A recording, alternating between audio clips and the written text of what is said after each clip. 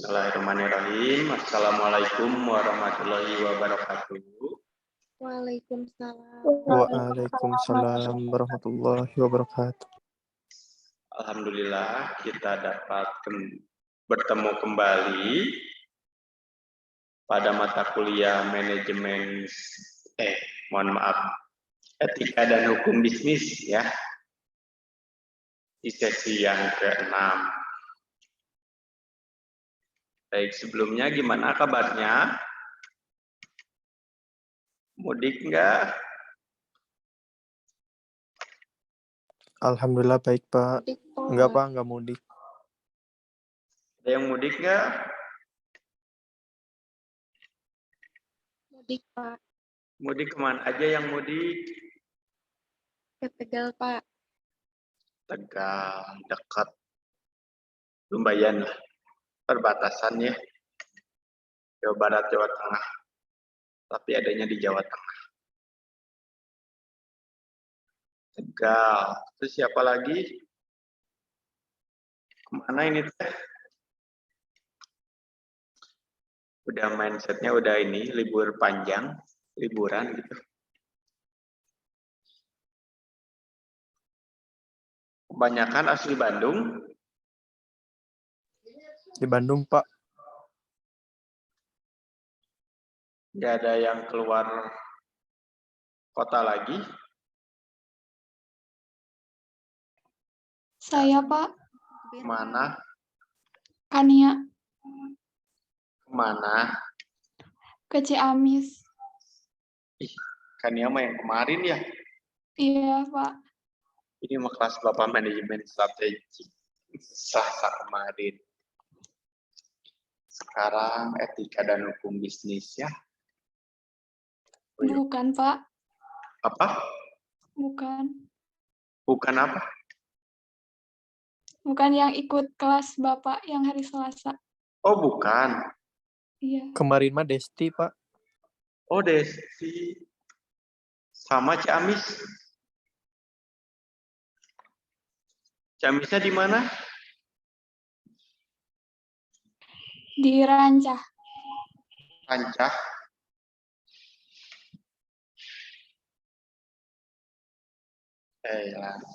Langsung aja kita masuk ke sesi yang ke-6, mata kuliah etika dan hukum bisnis. Lancar puasanya? Alhamdulillah lancar. Nah, Bapak akan membahas bentuk kerja. Nih, dalam mengelola suatu badan usaha, kurang mampu mengandalkan kerjasama dengan badan usaha lain, ya. Apalagi di era sekarang ya, di era teknologi, di era digitalisasi, persaingan semakin kompetitif, pesaing semakin banyak. Nah, jadi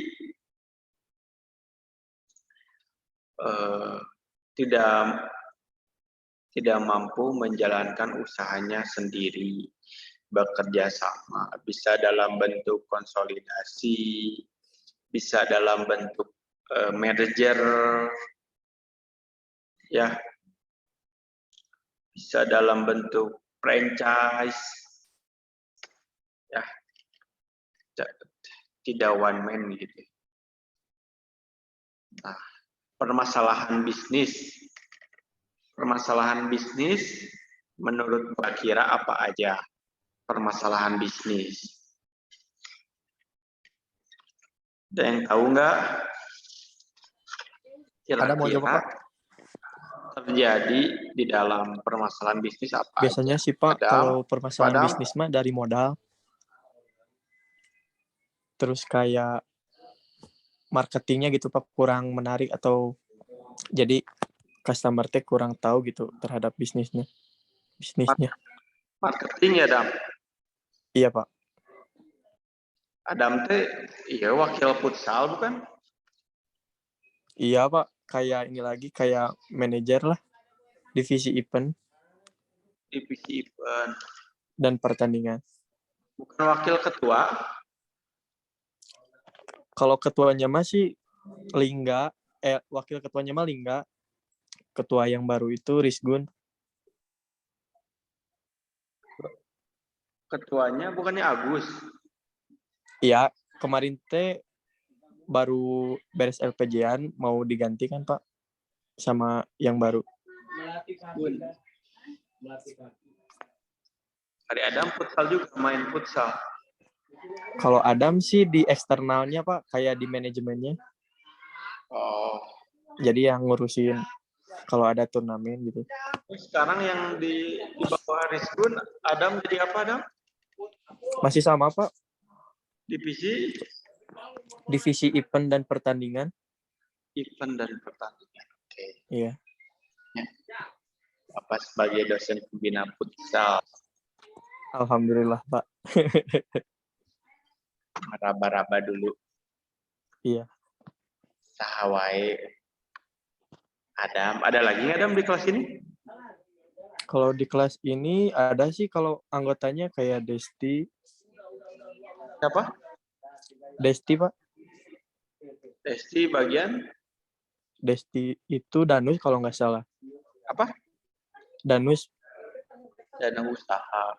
Iya. Ngapain aja Desti? Danus, Desti Anggra ini. Iya Pak. Jualan, Pak. Yes.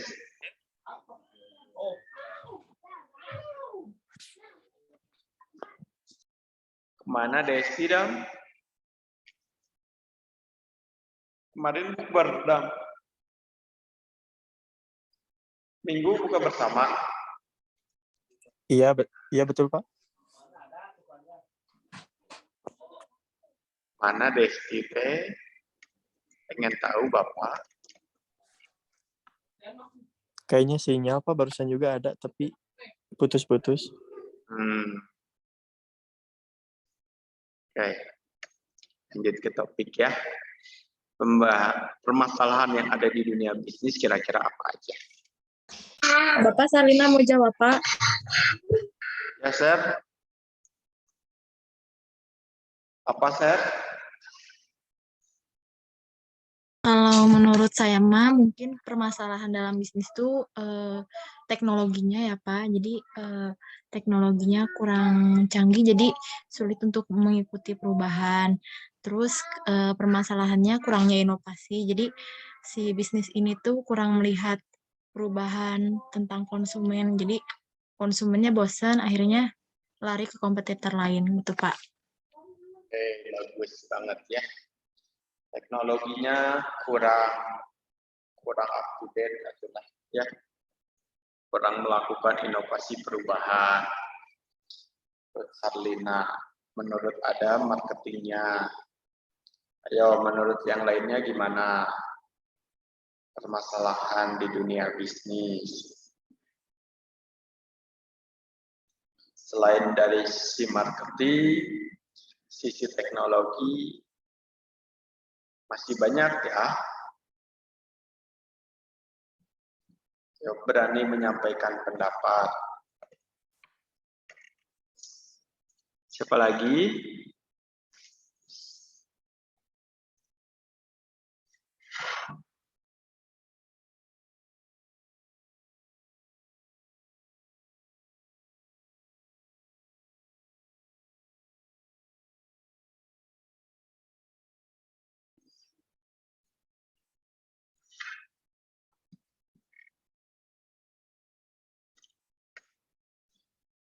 Ayo, dari sisi marketing, dari sisi teknologi, dari sisi permodalan, dari sisi sumber daya manusia, itu masih banyak lagi.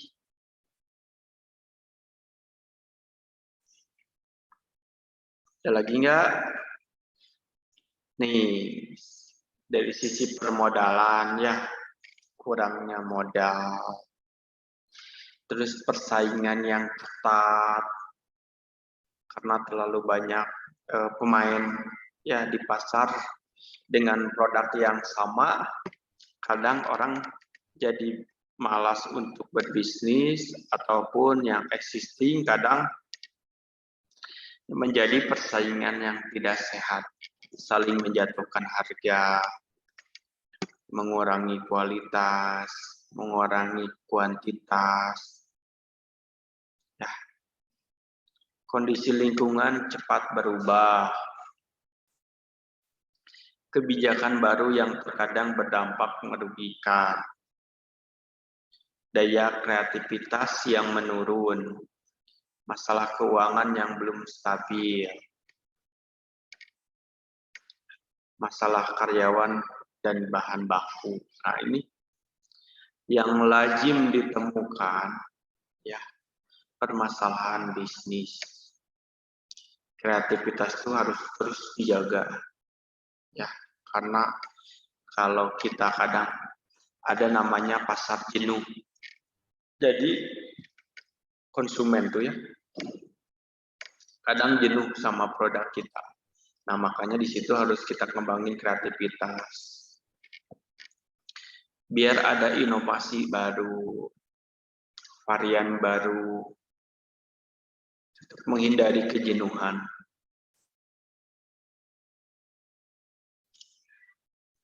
Nah, makanya diperlukanlah sebuah kerjasama bisnis. Alasannya itu mulai dari pajak, ya, persaingan, daripada saling pul gitu, merger, konsolidasi, ya, joint venture, franchise, terus kerjasama teknologi, ya, saling support di bidang teknologi.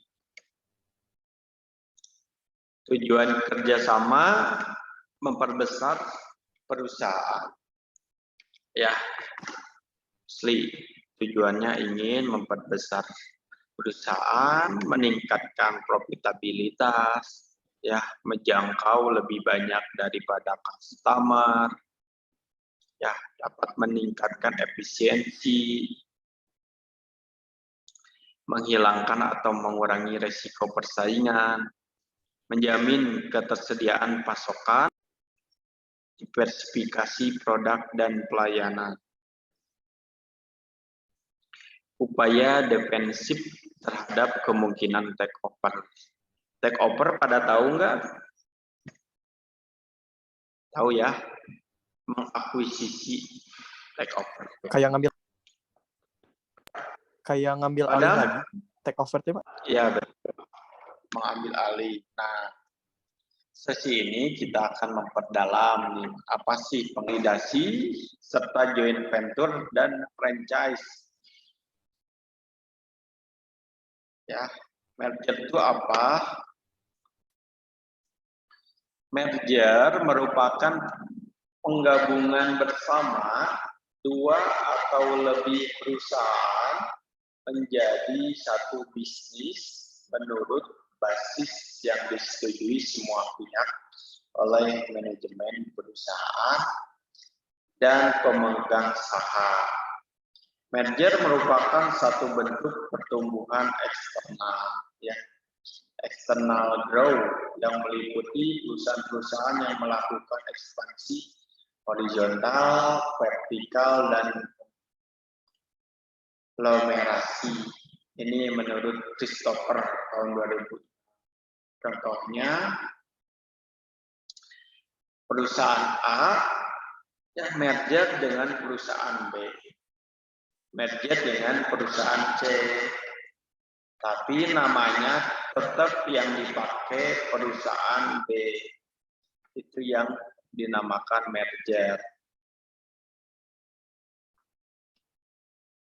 Ya, tujuan merger sama kayak tadi, memperbesar modal, menyelamatkan kelangsungan produksi, mengembangkan jalur produksi, menciptakan sistem pasar monopolistik. Nah, di merger itu ada merger horizontal, ada merger vertikal. Ya, kita lihat perbedaan dari merger horizontal dan merger vertikal. Kalau horizontal merger yang terjadi jika perusahaan bergabung pada industri yang sama. Kemudian akan melakukan konsolidasi bisnis dengan perusahaan yang beroperasi di ruang yang sama. Biasanya terjadi antara sesama pesaing yang menawarkan barang atau layanan yang sama. Nah, kira-kira contoh perusahaan yang merger di Indonesia Tokopedia, apa? Gojek, Bapak. Ada yang tahu? Gojek sama apa? Tokopedia, Pak. Nah, itu horizontal apa vertikal?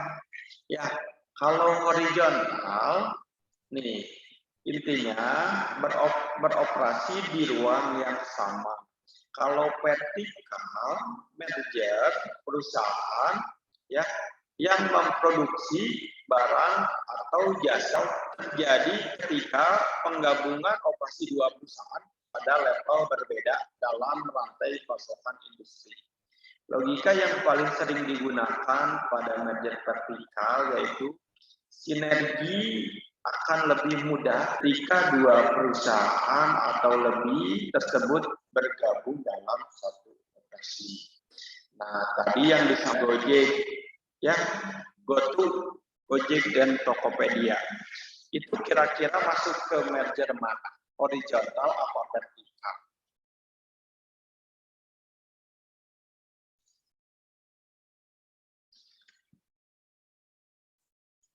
Vertikal, Pak. Nah, betul, vertikal. Kenapa vertikal? Karena penggabungan perusahaan yang berbeda. Perusahaan berbeda ya. Berbeda apanya? Produksi barang dan jasa, Pak. Yang satu mah jasa, yang satu lagi barang. Nah, itu. Kalau Gojek lebih ke Jasa. jasa. Tokopedia jasa sama. Tapi beda dalam artian Gojek untuk transportasi pengiriman produknya. Kalau Tokopedia lebih ke marketplace-nya.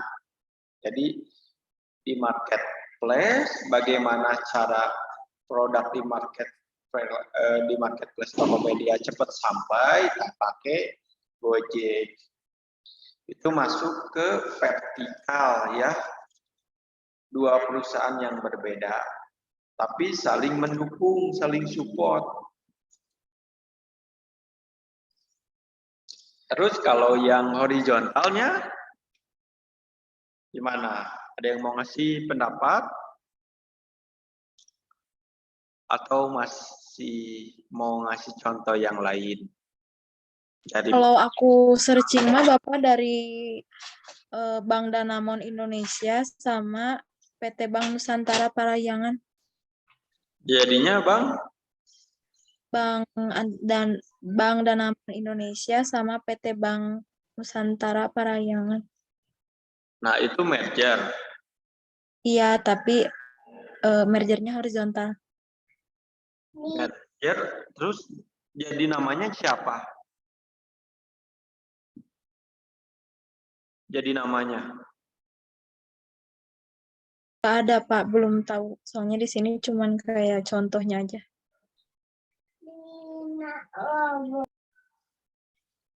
Oh, Adam aja, Pak. Ada lagi Pak yang so, di merger. siapa? Bank Syariah Indonesia teh semuanya jadi BSI. Itu bank apa aja? Bank Mandiri, BNI, kalau mah bank pemerintah. Ya, nah yang syariah jadi satu jadi BSI. Jadi Bank Syariah Indonesia. oke, bagus ya itu mergernya. Dari Bank Syariah BUMN jadi Bank Syariah Indonesia. Itu merger. Ada lagi? Itu berarti horizontal vertikal. Fauzi ya. Yang sama horizontal. Karena sama-sama di perbankan. Benar. Ya, segmennya sama. Ya, industrinya sama. Itu masuk ke horizontal, yang Bank Syariah Indonesia. Yang Gojek dan Tokopedia masuk ke vertikal. Coba ada lagi yang lainnya?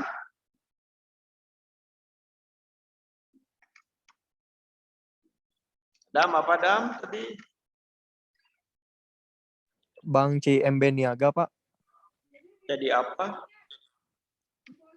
Tadinya Bank Lipo sama Bank Niaga, jadinya CIMB Niaga, Pak. Tahun berapa itu teh? Masa udah jadul itu teh.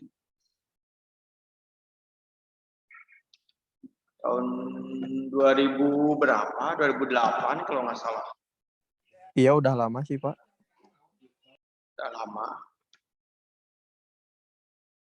Coba ada lagi? Masih banyak loh.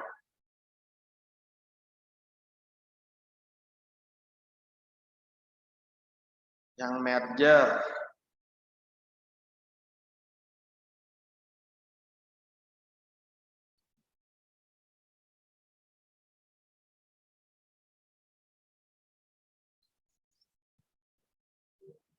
Indosat merger sama Tri kalau nggak salah. Iya, sama Tri, Pak. Terus apalagi coba di Indonesia yang merger.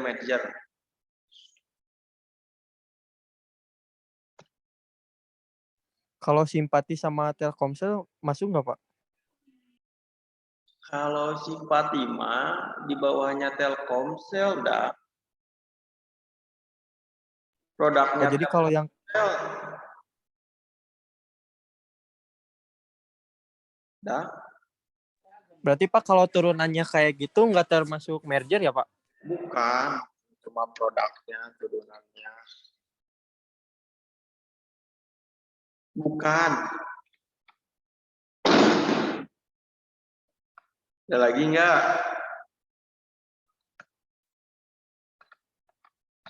Merger horizontal. Intinya ya merger horizontal mah satu segmen yang sama gitu. Di ingatan kita, oh satu segmen sama berarti misalnya perusahaan roti sama perusahaan roti. Nah itu merger horizontal. Perusahaan sepatu sama perusahaan sepatu itu merger horizontal. Intinya yang satu jenis, satu bidang, satu industri. Ya, kalau vertikal mah berbeda, tapi saling support. Misalnya perusahaan mobil sama perusahaan suku cadang. Biar biaya suku cadang mobil lebih rendah. Atau perusahaan mobil dengan perusahaan ban. Nah, biar lebih rendah.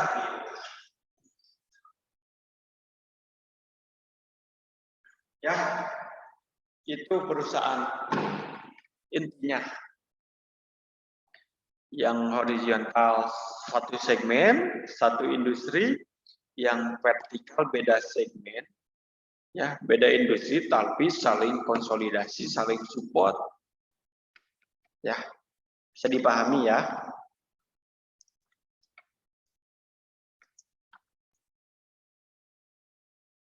Motif merger dapat dimanfaatkan aset yang efisien dalam integrasi usaha sehingga biaya produksi dapat ditekan lebih murah. Dengan menggabungkan perseroan diharapkan mampu melahirkan manajemen yang profesional, menghindari bubarnya perusahaan yang bergabung. Karena rugi, tidak terjadinya performa yang kurang baik pada perusahaan yang merugi yang diajak bergabung. Nih, motif-motif dari merger.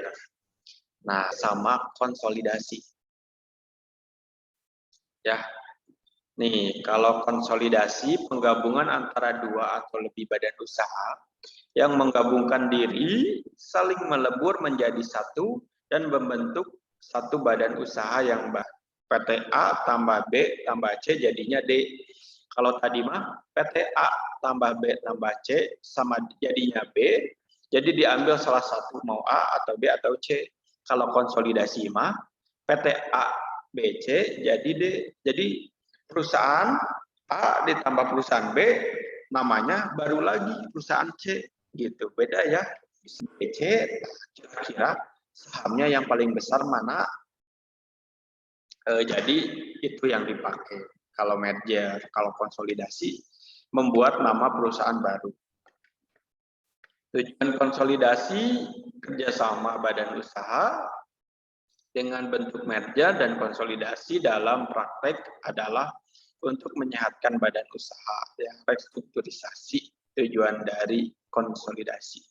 Restrukturisasi berarti melakukan perombakan secara mendasar keseluruhan mata rantai bisnis dengan tujuan untuk mencapai daya saing dan kompetisi dan organisasi, keuangan dan aspek hukum. Nah, berarti tadi yang disampaikan siapa ya tadi teh? Yang Bank Syariah Indonesia itu tuh masuknya ke restrukturisasi. Karena penggabungan Bank BRI Syariah jadinya nama baru, namanya Bank Syariah Indonesia. Nah, berarti itu dikatakan konsolidasi. Kalau merger, misalnya Bank BNI Syariah, Bank BRI Syariah, Bank Mandiri Syariah, jadinya Bank Mandiri Syariah misalnya karena Bank Mandiri Syariah paling besar. Nah, itu dikatakan merger ya, dengan nama diambil dari salah satu anggota dari merger tersebut. Kalau konsolidasi dengan nama baru ya, bisa dipahami ya. Berarti yang BSI tadi itu konsolidasi.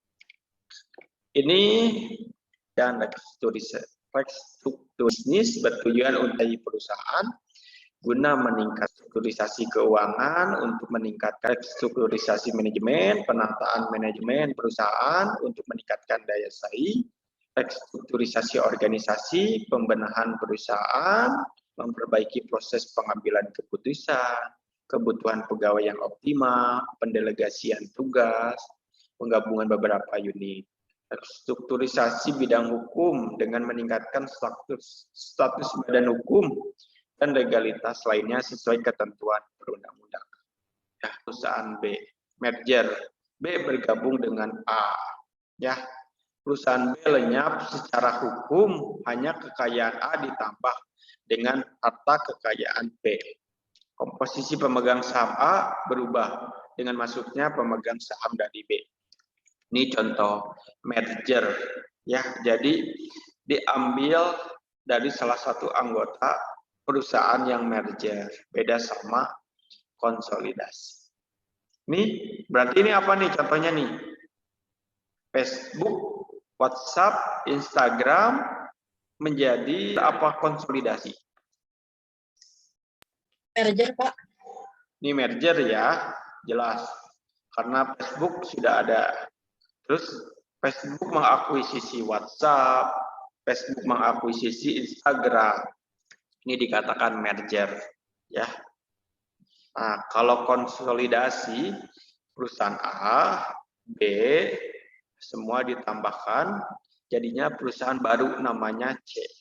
Berarti kan tadi Bank BNI Syariah, Mandiri Syariah, Bank BNI Syariah, jadi nama baru Bank Syariah Mandiri. Ya, kira-kira ada contoh lain nggak yang konsolidasi?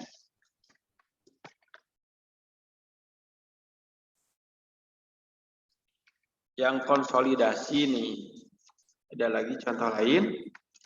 Kalau Bank Mandiri ya, Bank Mandiri itu tuh sebetulnya Bank Mandiri itu baru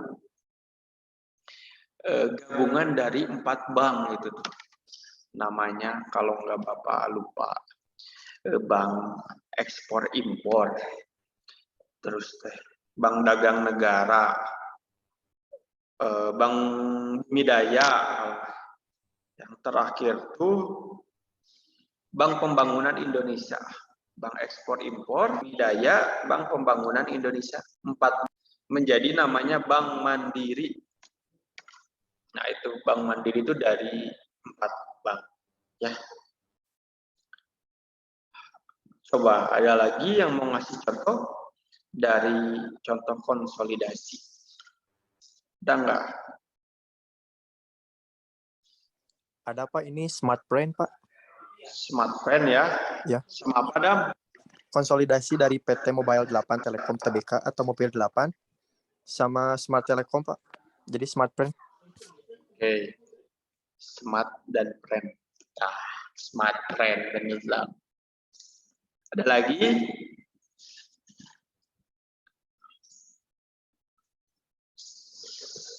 Smart dan Brand jadi Smart Brand. Ya, berarti yang GoTo tadi, Gojek dan Tokopedia jadi GoTo. Konsolidasi berarti itu. Yo, coba apa lagi? Contoh dari konsolidasi. Selain Adam, selain Fauzia, selain Sabrina, yang lainnya yo.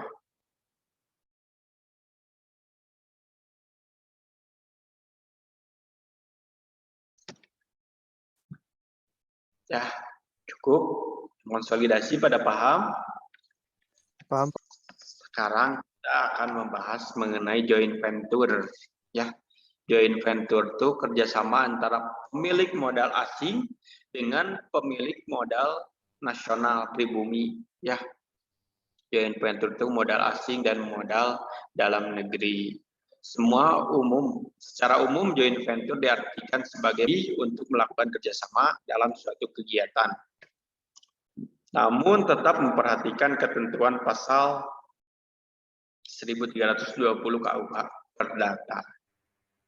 Nih, joint venture menurut pandangan para ahli, menurut Peter Mahmud, joint venture adalah sebuah kontrak perusahaan baru, terjadinya perubahan baru, inilah yang selanjutnya disebut dengan joint venture. Joint venture adalah sebuah kerjasama antara pemilik nasional dengan pemilik modal asing berdasarkan sebuah perjanjian atau kontrak guk. Nah, pengertian joint venture manfaatnya, mitra lokal mendapat bantuan pendanaan dengan perusahaan di dalam negeri dapat suntikan dana dari modal asing.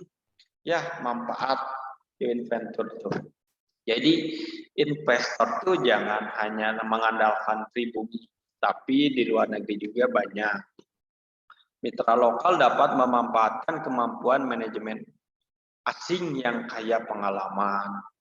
Mitra lokal dapat memanfaatkan dan menembus pasar di luar negeri yang dikuasai partner asing. Ya, jadi produk semakin membumi, semakin tersebar di luar negeri. Mitra lokal dapat menerima transfer teknologi asing. Banyak banget manfaatnya ya buat mitra lokal. Mitra lokal dapat meningkatkan kemampuan karyawan domestik dengan training keterampilan yang diberikan pihak asing. Bagi investor mendapatkan aksi investor asing kan berarti mendapatkan pasar Indonesia. Pasar Indonesia sangat bukan sumber daya, dia menggabungkan ke orang asing Indonesia, transfer knowledge, apa yang dipunyai, saling tukar pikiran. Joint venture, ya unsurnya apa saja, adanya kerjasama antara dua pihak, perusahaan atau lebih, adanya modal, adanya surat perjanjian. Nah, ini contohnya. Lihat, Nestle kerjasama sama Indofood. Jadi namanya Indofood CBP. CBP itu apa? Consumer Branded Product. Jadi produk-produk Indofood itu ya mengembangkan sayap, jadi banyak di luar negeri. Menjangkau pasar luar negeri. Karena Nestle kan produk luar ya, Indofood produk dalam, terus bergabung jadi Indofood CBP, terus membuka pasar di Arab kalau nggak salah ya, di Turki. Makanya gini, kalau yang kita keluar negeri suka nemu juga produk-produk Indonesia. Nah, karena produk Indonesia tersebut melakukan joint venture sama investor asing untuk memudahkan pemasaran, ya, mengembangkan sayap segmentasinya bukan hanya di Indonesia, gitu. nggak jualan Indomie di Indonesia misalnya, tapi jualan Indomie di Turki, di Cina, di luar negeri, di Arab. Ini sangat banyak manfaatnya. Nah, yang terakhir franchise. Bapak harapkan ya nasional definisi yang dilakukan warala menawarkan di bawah pewaralaba orang ya punya ketentuan, punya SOP, punya standarnya gitu buat dilakukan franchise. Pewaralaba mengizinkan terwaralaba untuk menggunakan merek dagang, nama dan iklan ya.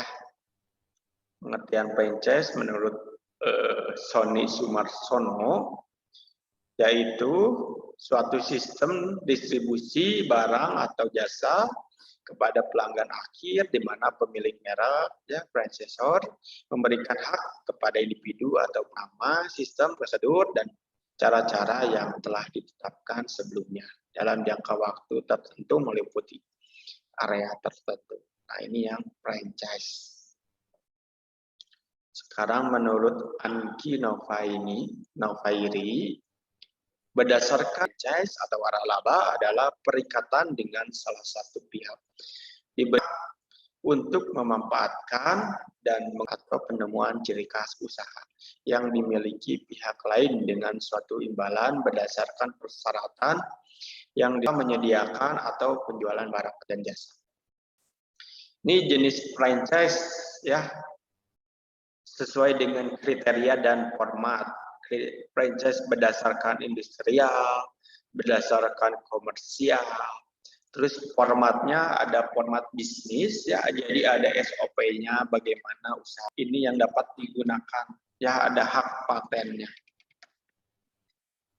Kalau kelas karyawan Bapak, mahasiswa Bapak, franchise apa sih? Kayak di PPJ ada Silin. Tahu Silin? Tapi ada franchise-nya di bawahnya Silin. Namanya apa ya? Lupa Bapak tuh. Jadi kayak pilet dada gitu di produknya mirip Silin, cuman beda merek. Mahasiswa Bapak ada yang punya franchise itu. Di sini ada yang pernah ikutan franchise gitu? Enggak? Belum, Pak. Belum, Pak. Belum ya. Sebetulnya kalau franchise mah resikonya lebih rendah gitu daripada kita buka awal. Kenapa? Karena biasanya sudah punya branding, ya, sudah punya branding, nama franchise-nya, mereknya, terus marketingnya tuh udah kuat biasanya, udah punya nama.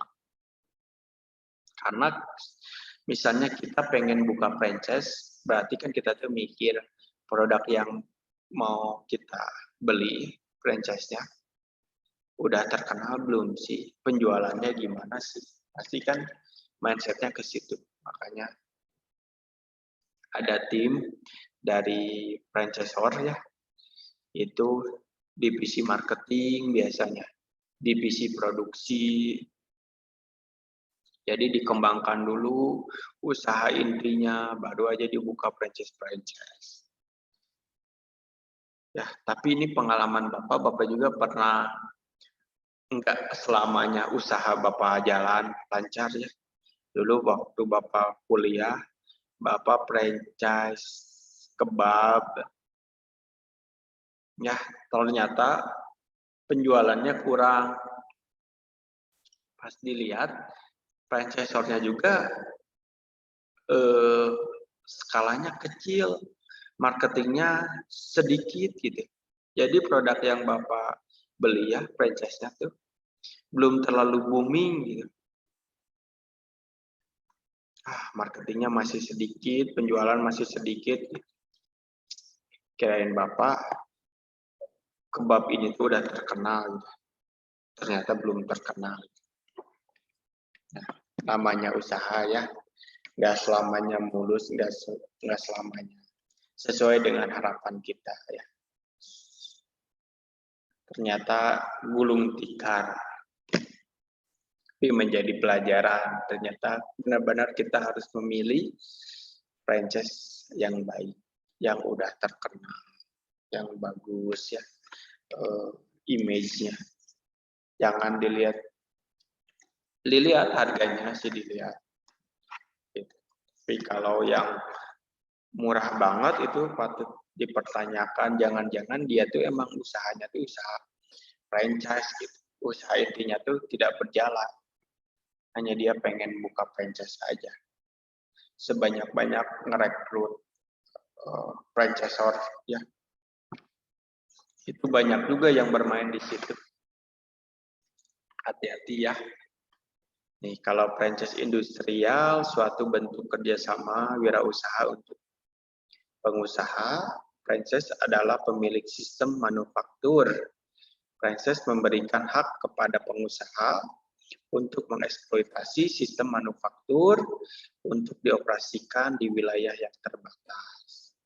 Semua sarana yang diberikan franchisor akan memungkinkan franchise melakukan bisnis usaha yang sama dengan franchise, yaitu mengopi formula dan metodologi yang tentunya sudah teruji.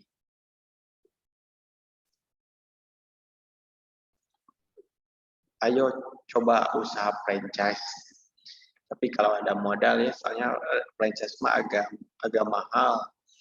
Agak mahal di awal karena kita bayar royalti hak guna, hakinya, hak kekayaan intelektual. Ini franchise komersial dibagi dalam 3 jenis, distribusi jasa dan franchise meat. Distribusi produk bertujuan untuk mengkomersialisasikan satu atau beberapa produk yang biasanya diproduksi oleh franchisor secara eksklusif, atau jasa. Ya, ini lebih ke jasa. Kira-kira nih contohnya apa saja franchise? Ada yang tahu nggak? Yang Bapak Ibu pernah lihat iklannya atau pernah ditawarkan untuk ikut franchise? Oh, namanya tuh Ciklin. Ya, jadi itu tuh 12 jutaan lah. Ciklin, mahasiswa Bapak tuh bukanya di Buah Batu, di daerah Buah Batu ke Bojong Soang ya. Katanya 12 juta. Produknya mirip-mirip Silin kalau di PPJ mah, tapi ini mah mereknya Ciklin, Pak. Harganya 13.000 satu porsinya.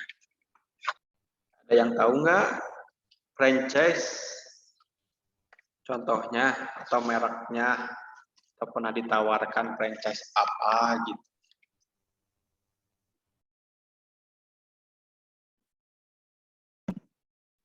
Paling kalau ada mah yang tadi disebutin Bapak, soalnya teman juga.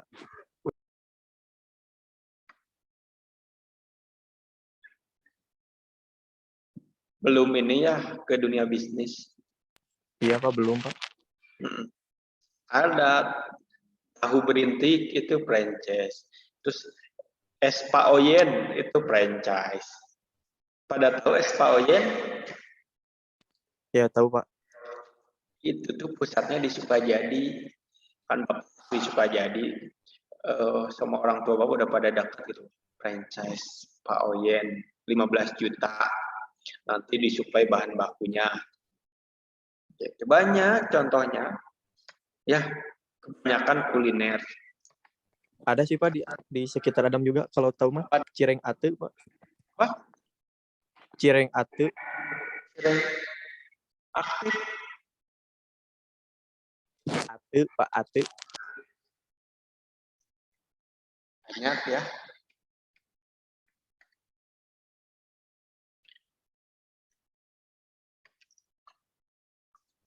Nggak ada lagi contoh franchise. Apalagi coba. Saya mau nanya Pak.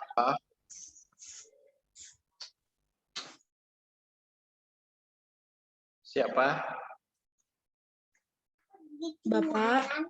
Ya. Jadi franchise tuh maksudnya tuh kita tuh membuka usaha, misalnya mau buka Indomaret gitu, terus nanti kita ngasih royalti gitu ke Indomaretnya sesuai kesepakatan gitu maksudnya. Kayak gini, ya franchise itu, nah Indomaret, Alfamart itu franchise. Ya, jadi gini, kita bayar ke Indomaret 500 juta untuk bergabung jadi franchise Indomaret. Udahlah, ya kita kasih 500 juta. Nah, kita kan 500 juta itu di luar tempat. Ya, jadi hanya pengisian produknya aja. Misalnya Sarlina tuh punya tempat di Kopo. Ini Pak, saya punya tempat di Kopo. Nah, ternyata tempatnya sesuai dengan yang dipersyaratkan oleh Indomaret bahwa luasnya tuh minimal 30 meter kali 15 meter misalnya ya. Oke. Tempatnya, lahannya udah ada, dibangunlah oleh Indomaret. Tokonya tuh dibangun. Ya, kenapa harus dibangun sama Indomaret tokonya? Karena ada standarnya dari Indomaret. Mulai dari bentuk, pencahayaan, etalase, terus mainboard yang di depannya, kan itu Indomaret, Alfamart itu hampir sama semua ya. Nah, dibangunlah oleh Indomaret semua. Terus diisilah oleh Indomaret barang-barangnya. Nah, sampai ke kasir-kasirnya aja diisi sama Indomaret. Ya, uang dari Sarlina 500 juta tuh. Dibangunlah Indomaret, jadilah sebuah satu Indomaret. Nah, nanti itu, nah per bulan itu penjualannya berapa? Nanti berapa persennya itu keuntungan yang dimiliki oleh Sarlina. Ya, misalnya 30% dari penjualan itu jadi pendapatan pemilik franchisor ya Sarlina yang udah join tadi bayar 500 juta. Nah, makanya BEP-nya biasanya berapa lama? Biasanya BEP-nya tuh 5 tahun. 7 tahun, emang agak lama. Tapi jangka usia produksinya, ya penjualannya juga lama. Itu franchise itu jadi itu dikasih merek Indomaret, tokonya, etalase, semua ketentuannya dari Indomaret, yang ngebangunnya, pekerjaannya dari Indomaret. Jadi kita bisa pakai nama Indomaret. Gitu. Beda lagi kalau kita nggak bayar ke Indomaret, ya kita bikin bikin toko biasa aja dengan nama Sarlina Toko ya, dengan nama diri kita gitu. Karena kita nggak kerjasama. Kalau franchise kan kita kerjasama. Nah, kita dikasih hak untuk memakai nama Indomaret. Ya, kayak Pak Oyen boleh menggunakan nama Pak Oyen. Gitu. Nah, nanti tuh tiap bulannya disuplai bahan bakunya sama Indomaret sesuai dengan request kebutuhannya yang kurang apa nanti dikirim. Dipahami nggak? Start. Baik, Pak. Atau yang lainnya? Kasih, Pak. Bisa, Pak. Oke. Ada lagi yang mau ngasih contoh franchise? Kebab Turki banyak franchise tentu. Ya, jangan ngomongin makanan. Mungkin ada pertanyaan sebelum Bapak akhiri sesi yang ke-6.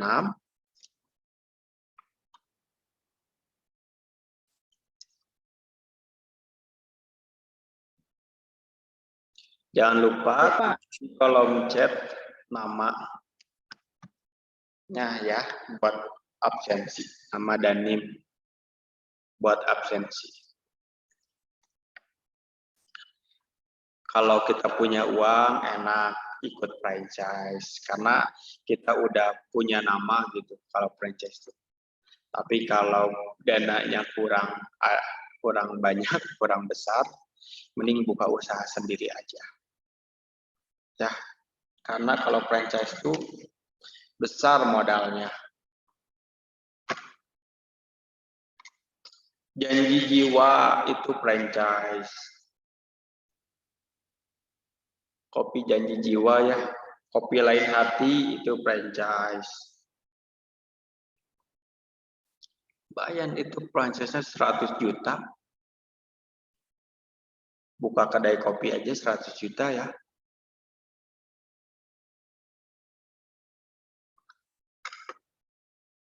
Udah absen semuanya. Jadi kalau franchise ini tuh maksudnya yang dibukanya tuh di satu daerah yang sama atau harus misalnya menyebar kayak ke seluruh Indonesia gitu kan? Kalau Indomaret sama Alfamart mah kayak udah Indonesia gitu, satu Indonesia ada. Tapi ada juga yang misalnya di dalam cuma ada di Jawa Barat aja, itu termasuk franchise bukan, Pak? Gimana? Jadi kan kalau franchise itu misalnya kayak Alfamart, kayak Indomaret.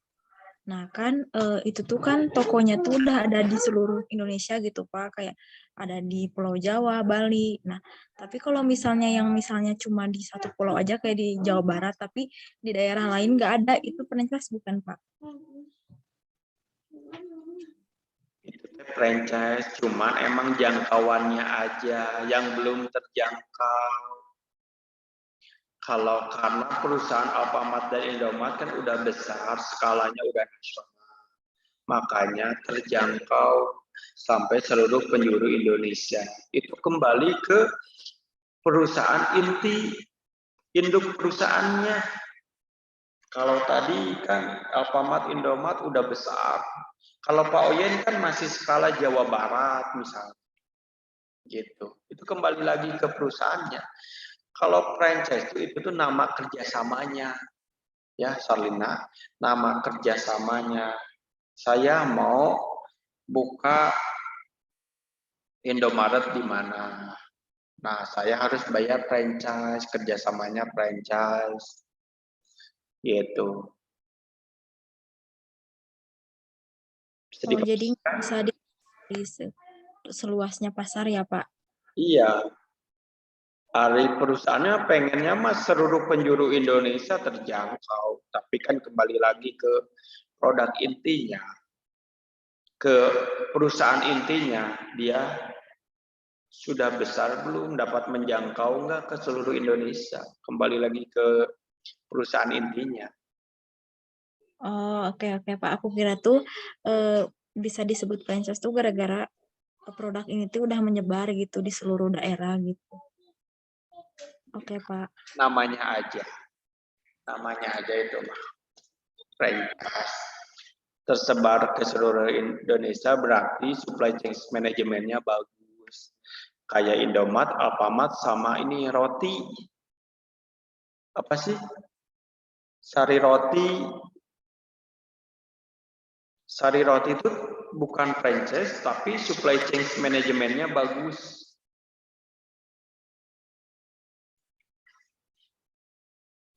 Ada di mana-mana. Oke ya, ada lagi pertanyaan? Kalau nggak ada, Bapak kiri, ya. Selamat mudik, selamat libur panjang, sehat-sehat dalam perjalanan. Ya, mohon maaf lahir dan batin. Sehat-sehat buat kita semua. Akhirul kalam. Assalamualaikum warahmatullahi wabarakatuh. Waalaikumsalam warahmatullahi wabarakatuh. Sehat-sehat juga Pak. Minal aidin wal faizin. Pak.